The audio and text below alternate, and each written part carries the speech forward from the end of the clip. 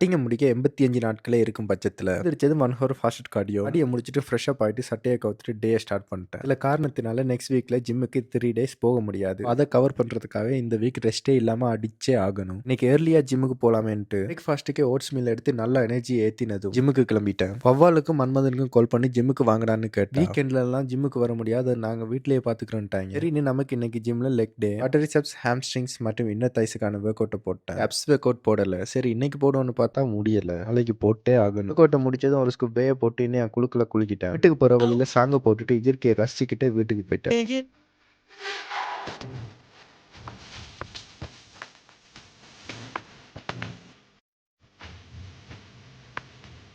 வந்தது குருஜியோட பெர்மிஷனோட. கஞ்சிக்கு ரொட்டி மற்றும் 300 கிராம் சிக்கன் போட்டு முடிச்சதும் வவ்வால் மற்றும் அண்ணன் கூட வேலை கிளம்பிட்டேன். வீக்கெண்ட்ல ஜூனி அசைன்மெண்ட்ஸை கவர் பண்ணி ஆகணும். அதனால போற வழியில கார்ல வச்சு சில அசைன்மெண்ட்ஸை பார்த்துட்டேன். வீக்கெண்ட் கோயிலுக்கு போற மாதிரி இந்த வீக்கெண்ட் எல்லாம் எதுவும் சொல்லவே மாட்டேன். இன்னைக்கு கோயிலுக்கு வந்தாதான் வீட்டுல சோறுன்னு சொல்லிட்டாங்க. வழி இல்லாம நல்லவனா மாறு வேஷம் போயிட்டு வந்துட்டேன். வந்ததும் பிரேக்ஃபாஸ்ட்ல மிஸ் பண்ண வீட் பொட்டாட்டோ மற்றும் 4 எக்ஸை சாப்பிட்டதும் நண்பர்களோட சில் பண்ணுவேன்னு மறுபடியும் வெளியே கிளம்பிட்டேன். வந்தது காப்ஸே இல்லாத லாஸ்ட் மீல் எடுத்துட்டு இதோட சாப்டரை க்ளோஸ் பண்ணிட்டேன். மீண்டும் நாளைக்கு காய்ஸ்.